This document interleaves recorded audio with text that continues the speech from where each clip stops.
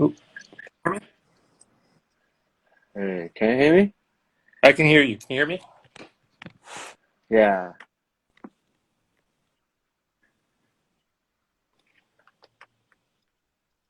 So how's Can you everything? hear me? Yeah, yeah, Yeah. yeah. Oh, good. How you doing?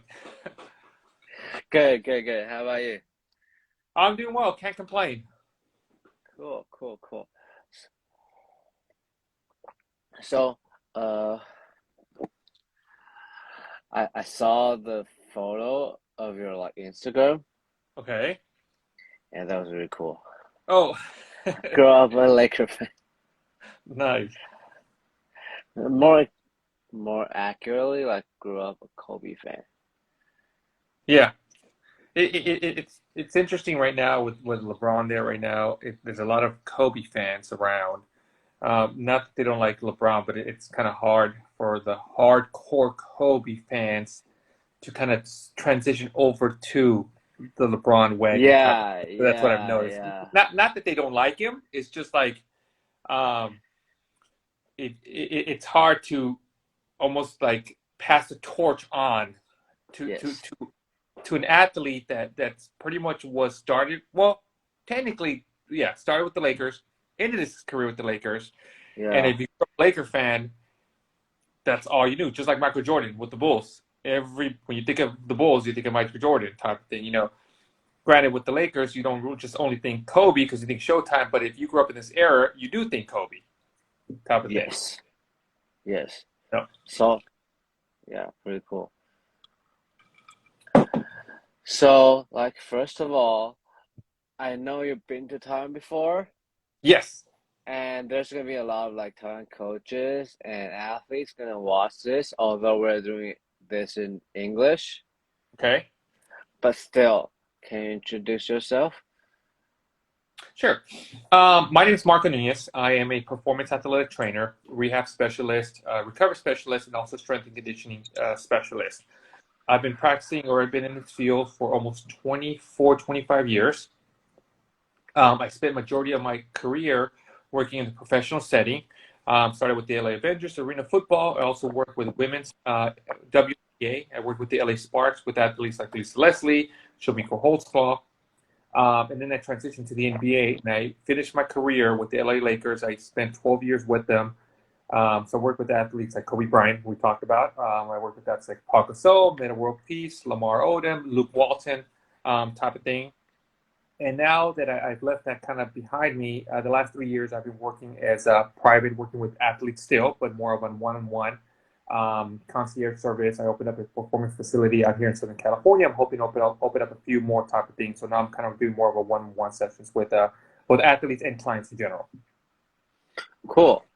So today I kind of want to talk about like the common injury in basketball, how to Mm-hmm. deal with it, and some of like core exercise, the concept of like core, why should we train core, that kind of stuff. Okay. Okay. So first thing, uh, is there like any common injury in like basketball? Mm-hmm. Well, statistically, the number one common injury, if we're talking about, so there's a difference between acute and chronic injuries, right? Acute injuries are the ones that happen on the spot. You saw when it happened, and you're like, that, you can pinpoint it. Chronic injuries are the ones that kind of slowly develop over periods of time. Like, hey, my knee's bugging me, I'm all right. And then you get back on the court, it's like, oh, it's getting a little worse, type of thing.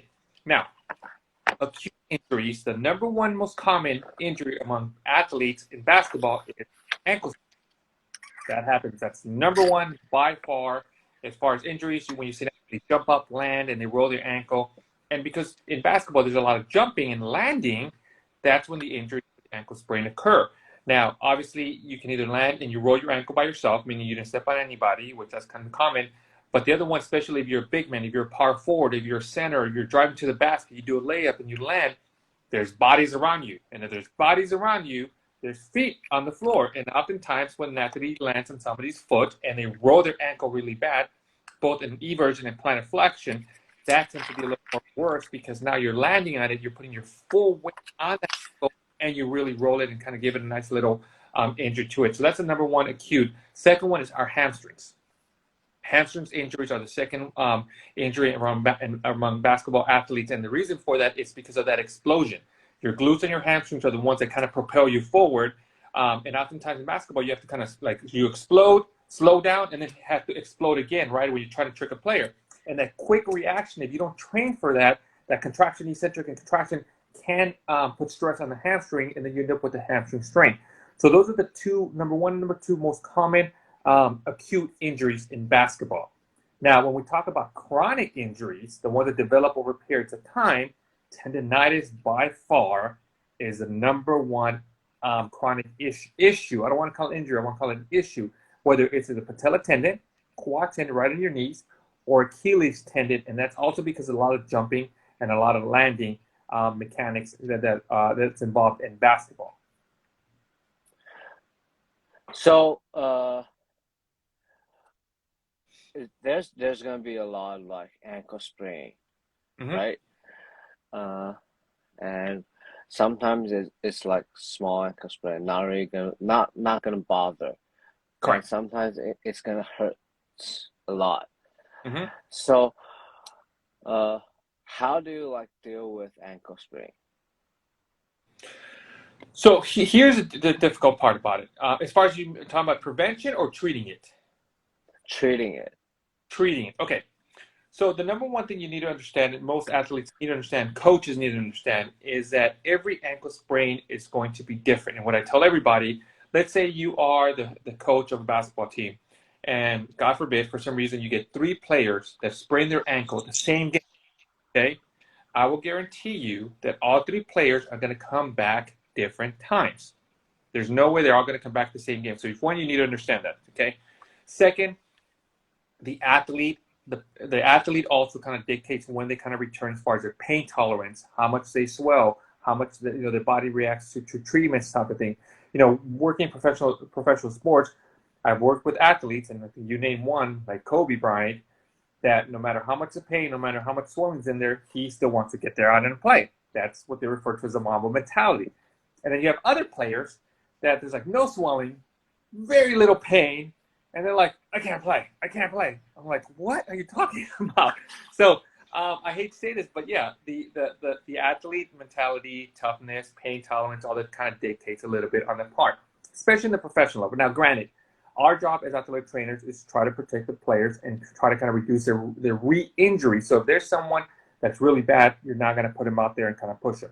And I'll give you a quick story about Kobe and ankle sprains. So this is before I started working with the Lakers. I was working with their G League team back then they were called the South Bay, they were called the LA Defenders. Now they're called the South Bay Lakers, the development team. So our games would start at 3:30 p.m. right before the Lakers game at Staples Center. So we would play right before, and then the Lakers came. So I met with Gary Vitti, and I said, hey, after our game's over, do you mind if I come over and watch, just hang out and watch how you guys work, because I want to learn. He's like, yeah, sure, come over. So anyways, game's over on my side. I come over because our locker rooms are next to each other. I come over, hang out, and I'm just watching. I'm just like trying to watch, learn, watching, hearing, keeping my mouth shut, and just learning. And this is one day where Kobe had sprained his ankle before. So he comes into the training room to get treatment. I'm like, okay, he's coming in to get treatment. They put the stem, the eyes, they do molds, they do soft tissue, your normal stuff. And then he leaves, and then he comes back with his game shorts on, right? His Lakers game shorts. And I'm like, okay, that's kind of normal because players don't bring extra clothes to the arena, so they're just putting on what they have. I'm like, okay, fine, no problem. He gets done. He leaves the training room, goes into the locker room, then comes back. Now he's wearing his game jersey. And he's got his game shoes in his hand. Now, keep in mind, as I'm watching this, his ankle is fat, swollen. His ankle is black and blue. Easily a second-degree sprain. I'm like, there's no way this guy's playing. There's impossible. I mean, it's swollen, black and blue, nothing. So he puts on his game jersey. I'm like, okay, what does this guy do? He jumps on the taping table. Gary tapes him. Right? I'm like, okay, maybe he's taping him to put compression. Gets off the taping table, puts his jersey on, puts his shoes on, ties his shoes out, goes into the locker room, goes out and plays, puts up 40 points. But that's Kobe. So, that's a different character. That's who he is. That was his kind of mentality. Now, the one great advantage of Kobe and working with some of the professional athletes is that they understand their body. They know how far they can push themselves. You know, there was another game, I think, where Indiana, we had the same thing. He did the same thing. He tried to go out there playing, and then about mid-first quarter, he's like, you know what, no, I can't do this. So he kind of pulled himself out, and that's fine. So it's always great to work with athletes that understand their body, they understand the limitations, they understand how much they can push, and you kind of work with them type of thing. You know, what I tell other athletic trainers and coaches, you know, just like when players are out there and they're working, you know, they say, know your personnel, know who you're playing with. As an athletic trainer, as a strength coach, you need to also know your personnel. You need to know, understand your athletes, what makes them tick, how much can you push them, can you put them out there? Do you need to, sometimes you have to protect them from themselves and tell them, no, you cannot go out there. If you go out there, you got to make it worse. So, you know, kind of pulling back type thing. But bottom line, when it comes to ankle sprains, one of the number one thing you want to do is try to get that swelling reduced as quickly as possible. That's going to dictate how quickly you kind of advance to the next stage. Now, I know there's been a lot of controversy about ice. Should we ice? Is ice hurting you? Is ice going to help you? You know, the old norm is put some ice in it, put some pressure, and be done. So the theory behind that is that, as we understand, is that blood is a healing process, right? Whenever you cut yourself, the reason why blood rushes to the area is because it's trying to repair itself. It's trying to do its job. It has minerals, has nutrients, everything to try to repair itself. The issue becomes is when blood pulls in, goes to the area and it stays in that area. Now you don't allow, I guess, good blood to come back in there and kind of circulate, right? You want that blood circulation. So one of the best things to do is create a pumping effect in your ankle. So you want blood to continue in that area, but you want to get that unoxygenated blood or that blood that's already been used, you want to try to get it out of there as quickly as possible, and you want to continue that circulation. That's why a lot of times they do ice. One thing I like to do is what's called contrast. A little bit of ice, a little bit of heat, a little bit of ice, a little bit of heat to try to create that pumping effect. The other thing also is something simple. If you're an athlete, lay down, put your foot up, and just pump your foot. You just want to pump your foot slightly, keep it within the pain-free range of motion because you want to create that pumping effect. Keep it compressed. So I'm a big proponent of trying to create a pumping effect to try to get that area there and control the swelling. The sooner you control the swelling, the sooner you create the healing, which then you want go there. So yes, at the end of the day, do you want blood in that area? Yes, because that's what creates healing. What you don't want is you don't want the blood to pull and stay in that area. That's one of the things that you want to try to do as an athlete, especially in the first 10 to 2 hours of an ankle sprain. Yeah. So that's for ankle sprain. And the second common injury is like hamstring injury, right? Yes. How about hamstring injury? Okay, so so when it comes to hamstring injuries, there's been plenty of research studies that the injury of our hamstring is created during what's called the eccentric phase of the contraction, right? So that's how you want to train. There's been plenty of research and studies on the part. One of the best exercises you want to try to do, and I know it's incorporated in all of professional athletes, is what's referred to as a Nordic hamstring curl, where you are with your knees bent, right, and you slowly decelerate, and you want to kind of control that eccentric motion. That's one of the best actions. But not only that, but you also want to do some explosive movements, same in that position, where you pump your foot against the Swiss ball back and forth as quickly as possible, because you're trying to emulate that same movement or same contraction while you're playing basketball. It's a quick contract, relax, contract, relax, contract, relax, especially when you're moving type of thing. Yes, you want to do RDLs. You want to do all that stuff to try to strengthen the hamstring. Of course, you want to continue to do on that part. But the eccentric portion is where you want to also kind of focus, and you cannot forget about that motion. On a side note, one of the areas that I like to do a lot is also look at your pelvis, okay? There's a lot of athletes that have what's called a pelvic tilt, meaning your pelvis is slightly tilted forward. And if your pelvis is tilted forward, that means that you're putting constant stress or tension on the hamstring muscle. You'll be surprised how many athletes I've had that they come in, they're like, hey, Marco, my hamstring's tight. Can you stretch my hamstring? Can you stretch my hamstring? But then I look at it before I stretch the hamstrings, and I notice that their pelvis is anteriorly tilted. All I do is release a hip flexor, release a iliopsoas, which then forces the pelvis to go back to neutral. I don't even touch a hamstring, and they're already like, oh, my hamstring feels better. That's because your hamstring was in tension the whole entire time. It wasn't the hamstring. It was the hip flexor and the iliopsoas that was putting stress on the tension. So that's the one thing I tell everybody, especially when it comes to chronic issues or injuries. You always want to look above and below of where the athlete is complaining, okay? Because oftentimes for chronic issues, it's not the main part. It's something else that's going on what's referred to as a kinetic chain. That's where you want to look. You want to look above it. the example I give everybody is imagine you have a stick, right? A wooden stick. You hold it at the far ends, right? And if you bend the stick, where's the stick going to break? In the middle. In the middle. But what's creating the tension? Both sides. Both sides, right? So you can like, oh, let me put tape in the middle. Let me put tape and fix it. You can put tape all you want. But until you release this part and fix what's causing it, you're not going to get anywhere. You're just going to be putting tape over and over. And that's what I refer to as far as chronic injuries. And that's what we're kind of, I guess, where you were going to allude to next as far as tendonitis. Tendonitis are often due to chronic, to some kind of discrepancy or compensation that you want to do, and you want to try to kind of go in and fix it or find it and locate it and address it. Because like I said, you could put ice on the tendon, you could do ultrasound on the tendon, you could put stim on the tendon until the cows come home, but until you find out what's going on, what's causing that, then you're not going to get anywhere. Yeah. So, here's the thing about like tendon is like, there's like coaches gonna say like isometric training is good for like tendon pain, or like heavy and slow tempo lifting is good for tendon pain. What are your thoughts on this? So one of the things about tendon stress or tendonitis is the issue with it is that, yes, if you stress it, sometimes you have some discomfort. But one of the best rehab things to do is you actually do want to stress the tendon, but you want to stress it in an eccentric fashion. Nice, low contraction. So when athletes have patellar tendonitis, one of the best exercises is to do a decline eccentric squat, meaning they slowly, as slow as possible, they work their way down type of thing. Even with weights, when they get to the bottom, they can let the weight go, come back up, then you give them weights again. There's a lot of, even in general, studies nowadays, when it comes to ACL rehab, eccentric contractions, eccentric exercise, eccentric strengthening is probably the number one thing people are starting to do nowadays, and you want to focus on it. Now, when you think of eccentric, and this is what I tell you, when you think of eccentric, you think of your brakes in your car, right? That is the eccentric motion. And the issue sometimes that you get into with athletes and young athletes is that everybody wants to run faster, everybody wants to jump higher, everybody wants to leap as far as possible, which is great, but if you don't work on that deceleration or eccentric, it's like imagine if you get a car. You just bought a brand new car. You bought a Lamborghini. You put the best engine on it, right?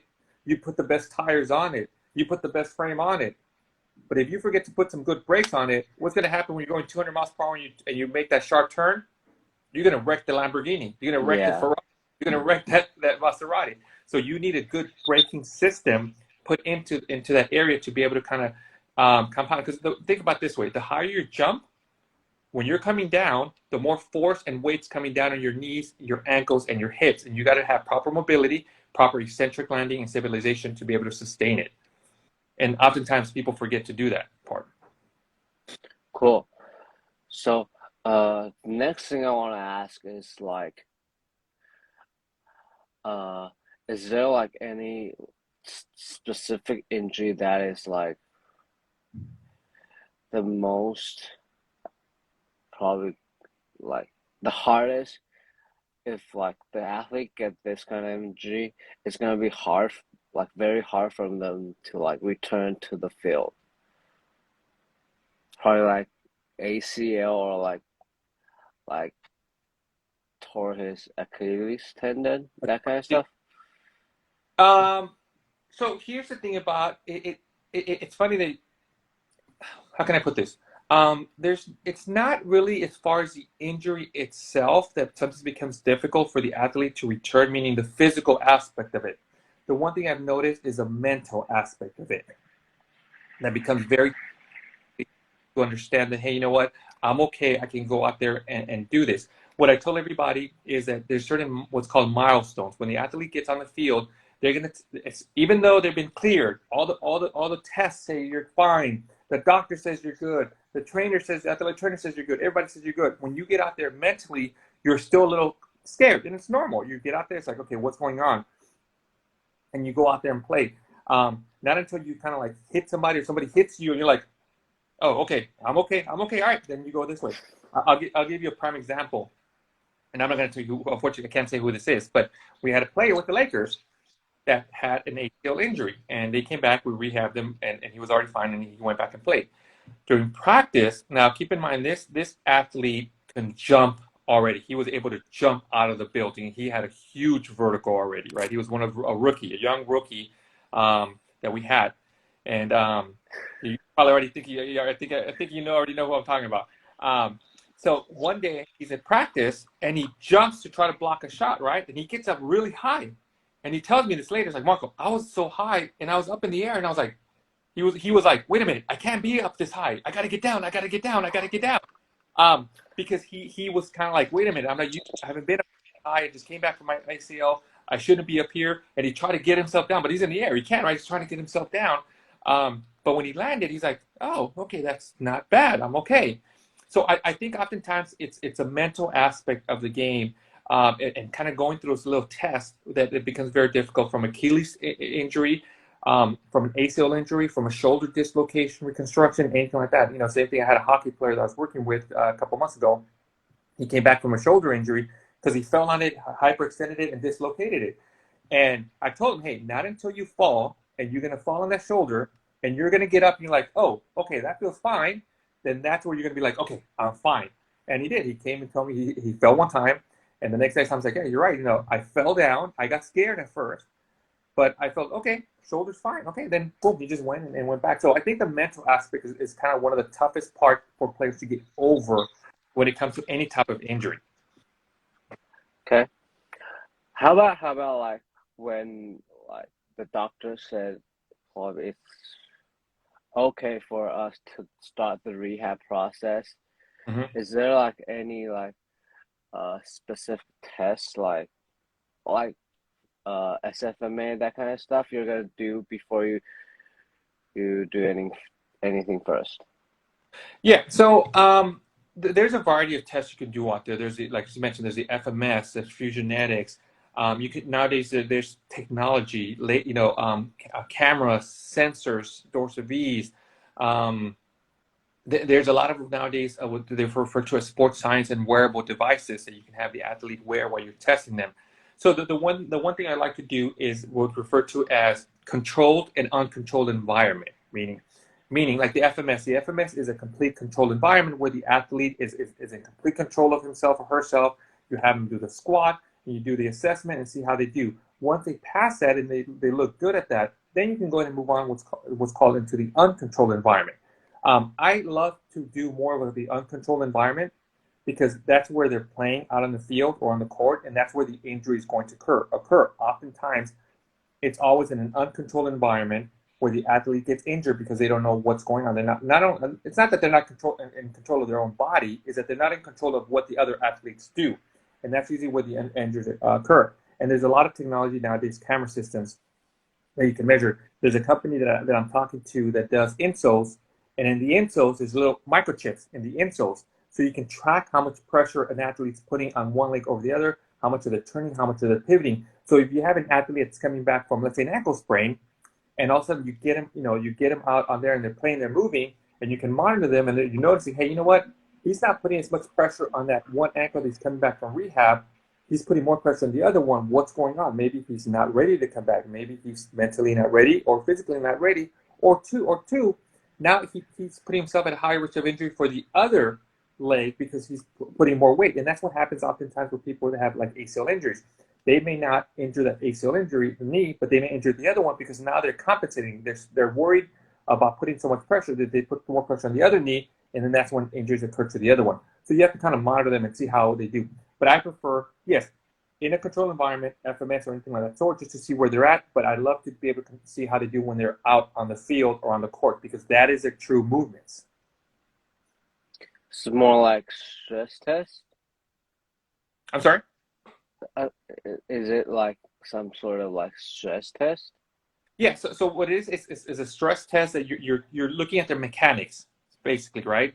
So just like the FMS, you're looking at their mechanics, how they squat, how they move, single leg squat, the wide balance, anything like that. But like I said, it's in a controlled environment. But when someone's in a controlled environment, like just like I ask you, if I ask you, Eric, to do a squat, and I tell you what I'm looking for, you're going to kind of fix your squat. You're going to give me a nice, pretty squat because you're in control, right? But if I ask you to do a squat and I keep pushing you, keep tapping you, right? Now you're going to like, okay, now I got to adjust to this. But when you're out on the court, there's other bodies, right? So no matter how much you try to do a perfect squat out on the field, there's people banging you, and that's where the injuries can occur. So that's what I want to see, how an athlete reacts and is moving in a real life environment. Cool.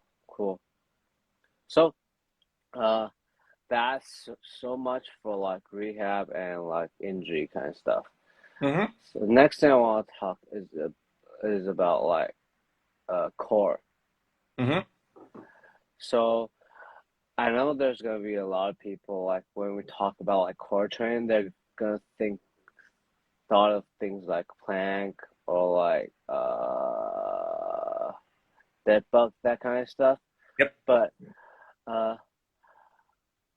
I talked to this with a lot of like coaches, Mm-hmm. and from your standpoint, like what exactly is core? And besides of like plank, dead bug, that kind of stuff, what is there as the like other way to train core? Correct. So, like you said, traditionally when people think of core, like a while back ago, they thought about six-pack. If you have a six-pack, you have a great core. But that's not the core system, right? Basically the core, the way you think about core is any muscles and all muscles that are attached to the pelvis. And not only that you have to kind of strengthen them, but not only strengthen them, but you got to get them to work in unison, work together to stabilize that pelvis. So you're talking about hamstrings, you're talking about sartorius, you're talking about quads, you're talking about latissimus dorsi, you're talking about QLs, you're talking about erector spine. So if you look at an anatomy, any muscle that attaches to that pelvis, that's part of your core system, okay? Like I said, the latissimus dorsi connects all the way up here to the humerus, goes all the way down, right? That's part of your core system type of thing. So the way I like to train core, yes, the ones you mentioned right now, the dead bugs, the planks, those are great exercises as far as to begin with, as far as the beginning stages. But the one thing, again, kind of goes to kind of the sport, what I like to call, I think people call it sport-specific core functional training. I like to train athletes in their sport-specific or their position-specific movements, whether you're in basketball, whether you're a point guard, whether you're, for example, if you take a point guard and you take a center usually jumps with 2 feet and lands usually with 2 feet because they're in one position, right? So I'm going to train them in that core position upright in that manner. A point guard often jumps off one leg and they'll land on one leg because that's that movement that they do, right? They jump and they leap, they dunk, and they kind of come forward. So I'll do more of a core stabilization in what's called a split stance, where both feet are going this way, where a center may be more with feet together, because when they jump and then they land with both feet and get them in that upright position. Yes, the dead bugs and all those are great exercises to begin the movement, especially if they don't have control while they're standing, but they eventually evolve to that area. Medicine balls, explosive movement type of thing.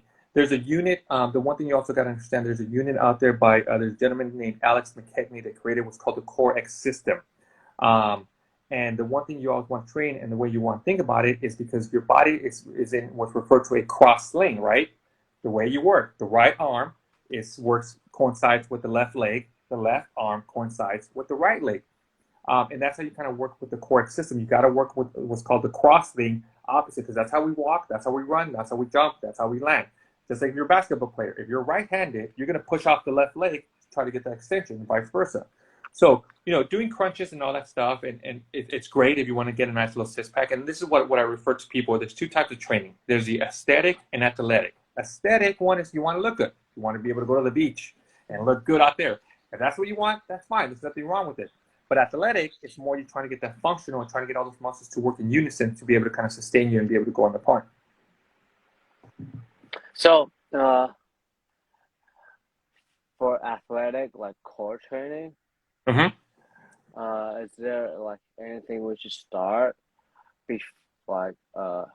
not really anything, like any specific exercise you start with for basketball player, or like for So one of my favorites to do to start off with athletes just in general is a simple single leg bridge, right? Okay, so we know the 2-leg bridges, right? Where you come off, you can be off the ground, and that's fine.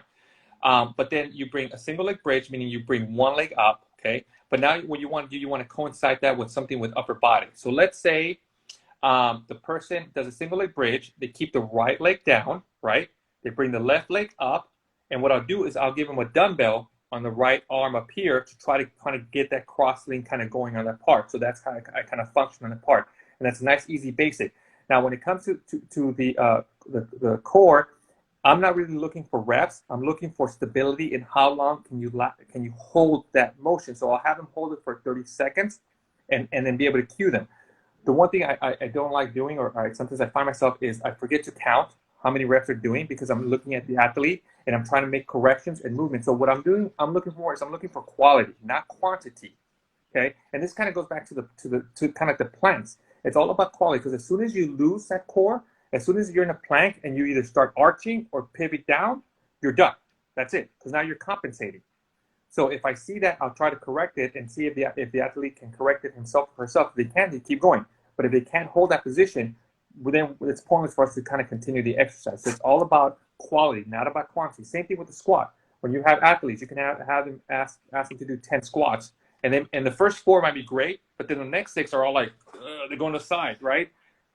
At that point, you're like, no, we're stopping. It's not about quantity, it's about quality. So it's also that movement. So a bridge, single leg bridge with stabilization. And then you can advance them to either upright. You can do the same movement when you have them standing up, bring one leg up, and then give them and hold a dumbbell up here on the other side to try to kind of stabilize type of thing, and you kind of transition. Then you can do more explosive stuff. So something simple, easy to begin with would be a single leg bridge with the dumbbell up top to be able to create that contralateral or cross leg movement. Cool. So then what are your thoughts on probably like stability ball? I like using the stability ball. As far as the movement, I like it a lot because you're creating that motion. The question is if someone's able to sustain and be able to be on that stability ball. So again, it goes to quality. One of the areas I like to start with, if they're not able to go on a stability ball, is just something simple as a Bosu ball. A Bosu ball is still flat on one side, but half dome on the other side. So it's almost like a half Swiss ball. I can start them on that. They can put the shoulders and their upper back on that area, or they can put their feet on that area. But Bosu ball is great because it forces you to create that stability and that motion. And again, my goal is to see how long can they hold the ball stable. Once the ball starts going, then I'm like, nope, that's it, we're done. Now, I'll give them a chance to see if they can regain it and hold it again. But once it's like they're all over the place, then we stop. But yeah, a Swiss ball is great to use for stability. And does it help like activating the core or help with anything? So one of the best things to do. So for example, not only the core, what I refer to is also what's called the posterior chain, right? All the muscles in the back that you're trying to sustain. You look at your hamstrings, you look at your glutes, you look at your spine at. So if you want to do something simple as a bridge on the ball, meaning your feet on the ground, your upper body is on the ball, and you bring that bridge up, it's going to force that stability up top, going to force you to keep that straight. You don't want to dip, you want to go too much, and keep that area there. You can do the same thing and add the weight. So again, you can advance into a Swiss ball. I wouldn't start somebody already on the Swiss ball because outside they may not be able to do it. Have them do on a flat ground. If they can do it on a flat ground, then advance them to like a Bosu ball or something like that, or put like an Eric's pad, like an area that's kind of more softer that creates that proprioception, and then finally add to the Swiss ball, because the Swiss ball is very difficult. How about like the video on like the video in the internet, which like LeBron like kneeling on the Swiss ball, that kind of stuff? Yeah, I mean, you can do that on that part. That's going to kind of force you kind of sustain your pelvis kind of upright, left and right type of thing, and then also rotation. As long as you're stabilizing and you're not compensating, that's what you're looking for. You're looking for like make sure that they're not compensating, because if they're on there but they're like bent forward or they're like more to the side type of thing, then they're just kind of compensating on that motion type of thing. So it's more for like stability. Correct. Mm-hmm. Cool. So, is there like because you work a lot like in the team setting, pro team setting, and now you're more like a personal setting, right? Is there like any difference in like team setting and like what you're just doing now, like personal setting? I mean, there's a huge difference because as far as a personal setting, I work with the person one-on-one for an hour or 2 hours, so my focus is completely on that for the time being. When you work on a team setting, you have to deal with anywhere 15 athletes if it's in basketball. If you work for the NFL, you're looking at 53, 60 athletes at one time, and sometimes you have to kind of manage them and see who needs more work. And like I said, I hate to say this, but this is the reality that when you have a basketball team, you have 15 athletes, you're going to have some star athletes that you're going to have to probably put a little more focus on with them. And then the ones that don't get to play probably a little bit later or they come in at a later time. I mean, that's just reality. That's the way it works. Ideally, we try to avoid that as much as we can, but it's just the way it operates. Cool. So for the young physical therapist or like athlete trainer, is there like anything you're gonna say to them if they're like want to like work with pro athletes, or if they have the chance to get in touch with an athlete and help them return to play? The one thing I will tell any physical therapist or athletic trainer or just anybody in general, whether they want to work with a pro athlete or with any athlete, period, okay? There's a saying out there that I use a lot that oftentimes your client or your athlete may not care how much you know, as far as, how much certification you have, how many degrees you have. What they really care is that what they want to know is that you care about them. So when you work with somebody, understand that, hey, I'm there to try to help you get back to where you want to do. And if you gain their trust and they understand, hey, that's what they're here to help me, they're going to trust you and you're going to kind of build it. But if they're there, like, this person doesn't really care about me, they're just here for the hour because they have to be here, they're not going to listen to you, type of thing. So it doesn't matter how many credentials, doesn't matter how many degrees you have, you got to make sure that you understand that you're there to work with the athlete and you're looking out for their best well-being, type of thing. And I think that applies to anybody at any level, whether you just graduated from college, or you're starting out, or you're somebody that's been in this field for 30, 40 years. Cool. I asked this because I think last week I talked to a therapist, and we were kind of like discussing he have some thoughts about like athlete return to play, and he want to learn more, and he want to eventually he want to be able to get the chance to work with athlete and help them return to play. So that's why I asked this kind of question, and I think that was pretty. The answer is pretty good, and I think that's gonna help her. Yeah. No, you're right. The thing about it is that even whoever you work with, the one thing as far as an individual physical therapist, you got to understand that every athlete is going to be different. Okay.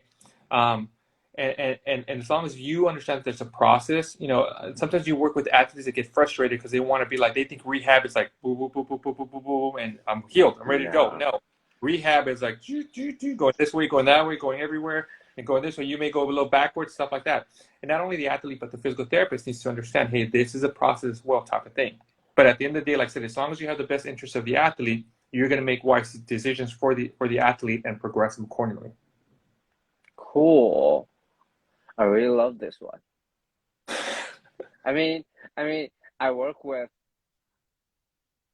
a lot of therapists, physical therapists, and there's a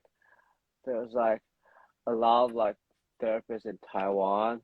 They didn't really know how to help their clients return to function or return to normal life. So there's one of them, and he kind of want me to design this kind of education to help the therapist to know the process. And I haven't figured out what should I be doing on, or what should be lecturing on this education, but this podcast, I think it really helps, and I really love it. Well, here's the thing about it. Like I said, part of the process as far as understanding and knowing the care is that if you're working with the patient, right, you ask them, hey, what are your goals? What are you trying to get back at? And they may say, hey, I want to get back. I used to play golf a lot. I want to start golfing again. Okay, that's your process. We're going to work to try to get you back to golfing. If you as a therapist can help that patient and they go out there and golf, they're going to be so happy that you help them get back to golfing. Or somebody's like, hey, you know what? I used to go skiing a lot. I want to go back and ski. Okay, that's our goal. Our goal is to try to get you to that process type of thing. So everybody's different, but when you understand your patient or your client and you see, okay, this is what they want. So it's not about you as a therapist. It's about the patient. That's how you got to think about it. It's not about me. It's not about me. I'm trying to get them out of here because this is a process, this is a protocol. We got to, no, what do you want to understand? What are your goals as a patient? Type of thing. You know what? I haven't had shoulder injury. I just want to be able to pick up my grandchild and play with them or my son. That's all I want. Okay, well, let's work on that strengthening. Let's work on your squats. Let's work on your mobility down here, stuff like that. So everybody's different. Like I said, as long as you understand your patient and you work with them, that's ultimately, I think, what you want to do. And I think that applies to anybody.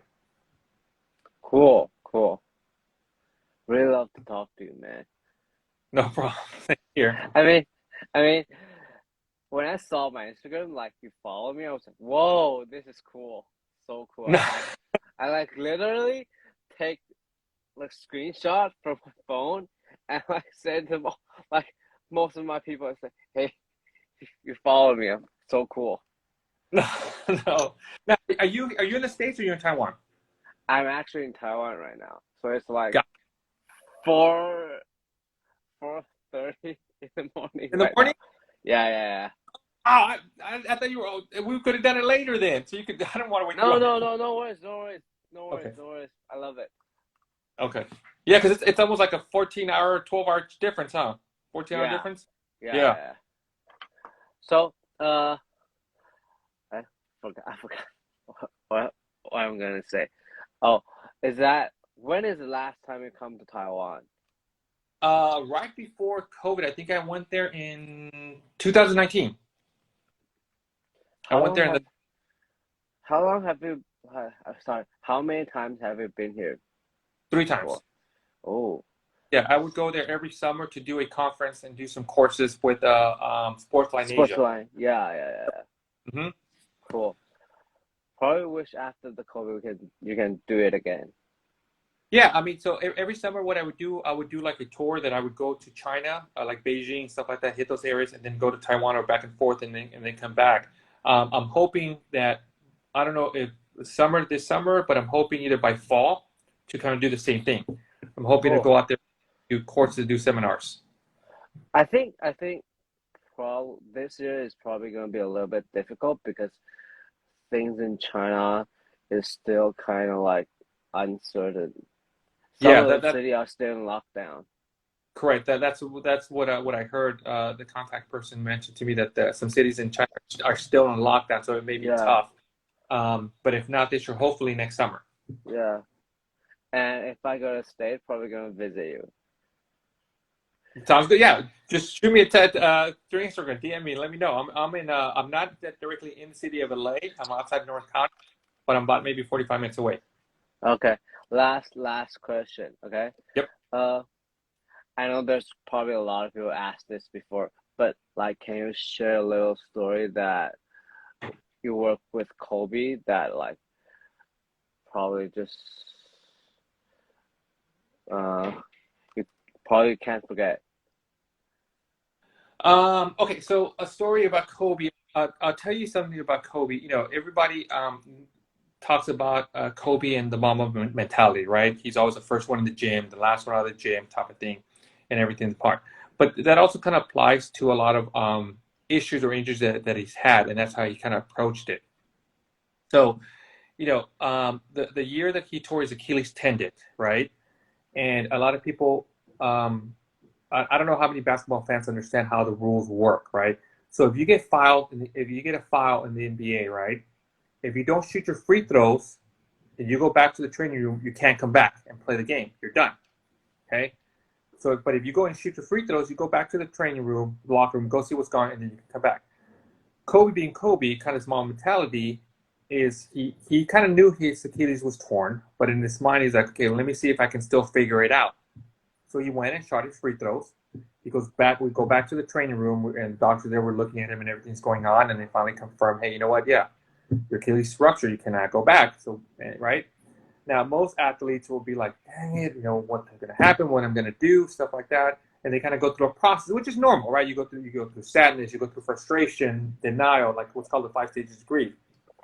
Kobe, on the other hand, kind of went through these like in 5 seconds, like boom, boom, boom. All right, okay. So like, what's the next step? I need to get surgery ASAP because I need to start the return process for me to come back. He didn't want to wait another day. He didn't want to wait 24 hours to get the surgery. Or most places are like, hey, you know what? Let's schedule you for a year. 2 days from now. Let's schedule you for maybe at the end of the week. No, he's like, no. Tomorrow morning, I need to get the surgery. I need to get done because I need to start my rehab process. He didn't want to waste any time because he felt even 2 days that he had to wait to do surgery. Those are 2 days that he's going to miss out on rehabbing type of thing. So he understood that he kind of wanted to progress, and that was kind of like his thing with the Mamba mentality. Like 5 seconds. Like right away. So there's a book out there that I read, and it kind of reminded me of Kobe. It's called Obstacle is the Way, right? And it's written by an author named Ryan Holiday. So the story begins where a king in his kingdom, he puts this big rock at the entrance to the kingdom, right? So as person that lives there, you have a couple options. You walk out and you're like, oh, there's a big rock. I can't get out. Oh, well, I'm going to go back to my house. Cool. Or you're like, hey, you know what? Okay, there's a big rock. Let me find a different way to get out. You can go around. You can build something else, right? Or, hey, you know what? There's a big rock here.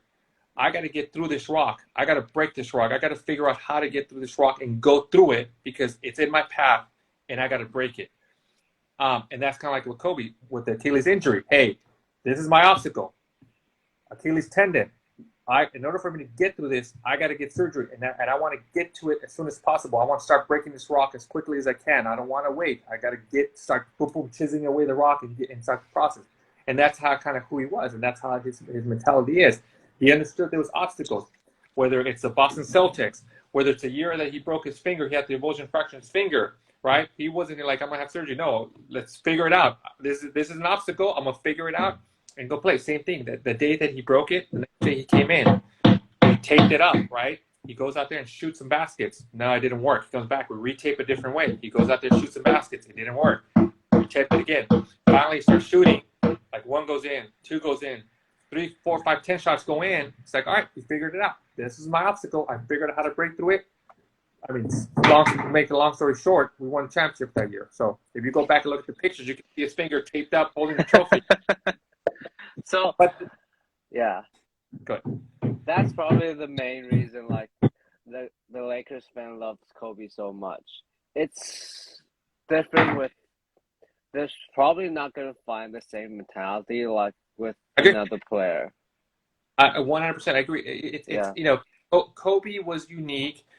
I never worked with Michael Jordan, but I heard stories about Michael Jordan that he was kind of similar the same way.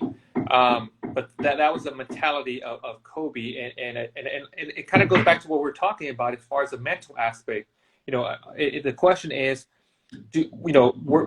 would you rather have an athlete that's physically tough or an athlete that's mentally tough? That's always a question. Do you want physical? And Kobe used to say, if you went to war and what's called a trench, right? When you're like in a hole and you're there hiding out because you're going to fight, do you want somebody that's like the best shooter, but when the tough, when it gets to the firing, that person's going to, I'm out of here?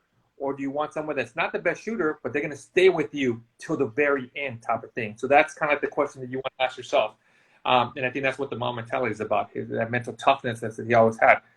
And I think one thing that he liked a lot, Michael Jordan, I know there was a saying out there that I think Michael Jordan never wanted to team up with other superstars. His thing was like, why do I want to team up with them? I want to beat them. I don't want to play with them. I want to beat them. And that's kind of Kobe. Kobe was saying the same thing. It's like, I don't want to team up with these other guys in their prime. I want to go and beat them because that's better. Cool. Love it. So, if there are like any coaches or like therapists are interested in what we're talking about today, where can they reach out to you?